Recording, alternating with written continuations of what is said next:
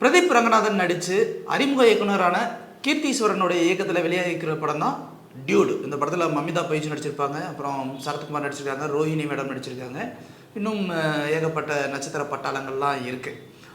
Dude இந்த படத்தோடைய கதை கரு என்ன அப்படிங்கிறத சொல்லணும்னா, ஒரு லைனில் சொல்லணும்னா என்ன சொல்லலாம்னா, தாலி கட்டுனது ஒருத்தன், பிள்ளை பெற்றது இன்னொருத்தன். இதுதான் கதை கரு அப்படின்னு நம்ம சொல்லி ஆகணும். ஏன்னா நீங்கள் அதை பார்க்கும்போது உங்களுக்கே புரியும். இதே மாதிரி கதைக்காலம் கொஞ்சம் வித்தியாசமாக எப்படின்னா, ஒரு 15-20 வருஷத்துக்கு முன்னாடி திரு விஜய் அவர்கள் நடித்த ஷாஜகான் அப்படிங்கிற ஒரு படம் வந்துச்சுங்க. அந்த படத்தோட கதை என்னென்னா, அதாவது விஜய் வந்து ஒரு பொண்ணை ரொம்ப சின்சியராக லவ் பண்ணுவார். ரொம்ப சின்சியராக லவ் பண்ணும்போது அந்த பொண்ணு நம்ம லவ் பண்ணுறான்னு நினச்சிக்கிட்டே இருப்பார். ஆனால் ஒரு சர்டன் ஸ்டேஜில் தான் தெரியும் அந்த பொண்ணு வேறு ஒருத்தனை லவ் பண்ணுறா அப்படின்னு. சரி, வேறு ஒருத்தனை லவ் பண்ணுறா அப்படின்றதுக்காக இவர் கழட்டி விடாமல் என்ன பண்ணுவார், அந்த லவ் பண்ணுறவங்க 2 பேரையும் கல்யாணம் பண்ணி சேர்த்து வைப்பார்.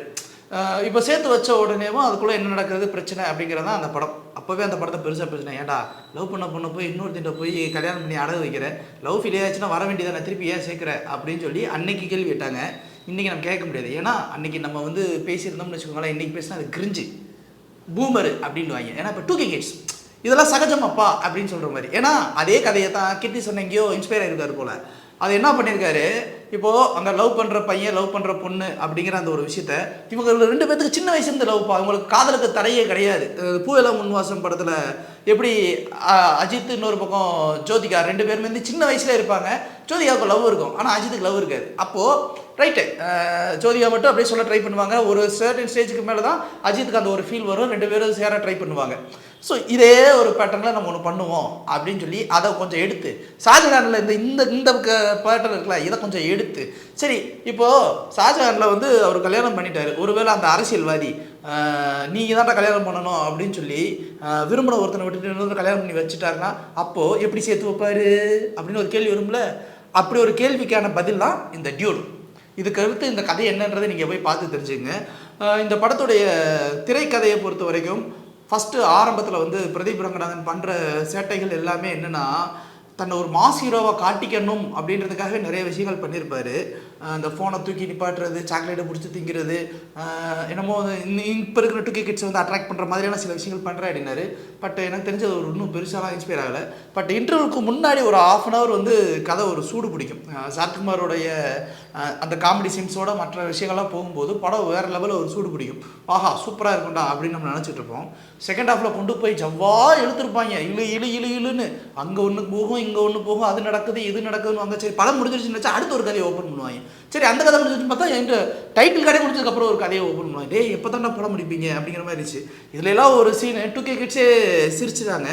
எந்த சீன் அப்படின்னா, ப்ரீ கிளைமேக்ஸில் வந்து சரத்குமாருக்கும் ஒரு குழந்தைக்கும் ஒரு சின்ன இது வரும். அந்த இடத்துல வந்து சரத்குமார் வந்து ஒரு மின்னல் வெட்டி ஏதோ ஒரு பிரச்சனையில் உயிர் போகிற ஸ்டேஜில் இருப்பார். நீங்கள் சீனை பாருங்கள் தெரியும். உயிர் போகிற ஸ்டேஜில் இருக்கும்போது அதை காப்பாற்றினது வந்து அந்த குழந்தை தான் அப்படின்னு ஒரு சீன் காமிப்பாங்க. வருங்க, ஐயோ உலகத்தில் இப்படி ஒரு சீனை நான் பார்த்ததே இல்லடா அப்பா அப்படிங்கிற மாதிரி தான் நமக்கு தோணும். இது 2K கிட்ஸே விழுந்து சிரிச்சிட்டாங்க. கீர்த்தீஸ்வரனை பற்றி என்னமோ அன்றைக்கி ஆடியோ லான்ச்சில் மேடையில் பேசும்போது பயங்கரமாக பேசிகிட்டு இருந்தாங்க. சரி அது ஒரு பக்கம் இருக்கட்டும். இப்போது மெயின் பிக்சருக்கு வர வேண்டியது யாருன்னா, இந்த பிரதீப் ரங்கநாதன் அப்படிங்கிற இந்த இயக்குனரும் நடிகரும் தான். இவர் எனக்கு தெரிஞ்சு இது 4வது படம். முதல் படத்துக்கு ஒரு இயக்குனராக அறிமுகம் பண்ணார். அதிலே சின்ன ஒரு ஆட்டோ ஓட்டுற சீனுக்கு வந்தார். அப்புறம் லவ் டுடே, அப்புறம் டிராகன், LIC ஒன்று முடிச்சுட்டு வெயிட்டிங்கில் இருக்குது LIK. இப்போ இது ஸோ இதில் என்னென்னா, தன்னை முழு சூப்பர் ஸ்டாரே அவர் பாவிச்சுக்கிட்டார். அதனால் எது மேனரிசம் பண்ணாலும் அந்த சூப்பர் ஸ்டார் வாயை அப்படி வைக்கிறது இப்படி வைக்கிறது, அப்புறம் அந்த விஜய் மாதிரி ஒன்று ஸ்டைல் பண்ணுறது, அப்புறம் அந்த இது பண்ணுறது. ஐயா முடியலை நெஞ்சு வலிக்குது. நம்மளுடைய யூனிக் ஐடென்டிட்டியில் ஒன்று பண்ணணும். அந்த ஐடென்டிட்டியை மாற்றி ஒன்று பண்ணுறோம் அப்படின்னா அதுக்கப்புறம் வந்து கொஞ்ச நாளில் காணாமல் போயிடுவாங்க. இப்படித்தான் வந்து ரஜினிகாந்த் இருக்கும்போது நளினிகாந்த்னு ஒருத்தர் வந்தார். ரஜினி சார் மாதிரியே பண்ணார். இப்போ நளினிகாந்த் எங்கே இருக்காருன்னு தெரியல, ஆனால் ரஜினிகாந்த் இருக்கார். ஸோ இதே மாதிரி தான் பாக்யராஜ் இருக்கும்போது ஒருத்தர் வந்து பாக்யராஜ் மாதிரியே பண்ணிட்டு இருப்பார். கடைசியில் பாக்யராஜ் இருக்கார், அவர் எங்கே இருக்காருங்கிறது தெரியல.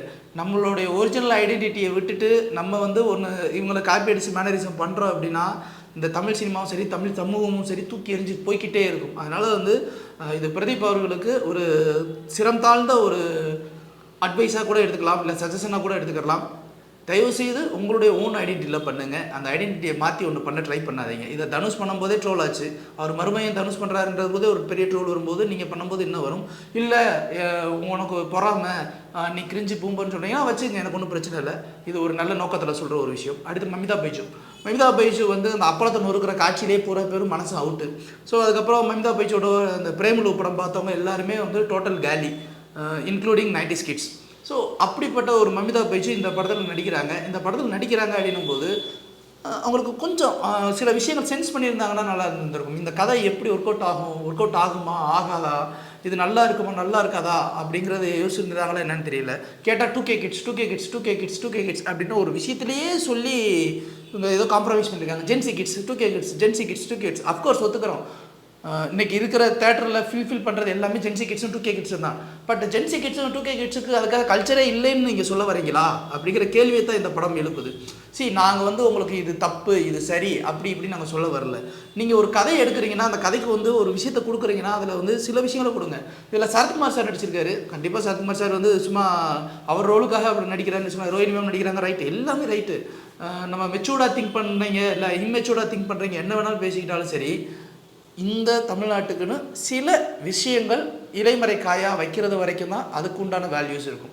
நீங்கள் இதை நாங்கள் உடைக்கிறோம், நாங்கள் மாற்றுறோம், பிரேக்கப் பண்ணுறோம் அப்படின்னு சில விஷயங்கள் நம்ம பண்ணும்போது இது எங்கே போய் முடியும்னா, எங்கேயோ ஒரு இடத்துல ஏதோ ஒரு இடத்துல எது பண்ணாலும் தப்பு இல்லை, எது எல்லாமே சரி அப்படிங்கிற ஒரு இடத்துல ஒரு பெரிய ஜென்ரேஷன் கேப் வந்து ஒரு தப்பான ஒரு இடத்துல கொண்டு போய் விட்டுருமோ அப்படிங்கிற ஒரு பதட்டத்தை தான் இந்த படம் முழுக்க நமக்கு சுட்டி காட்டுது.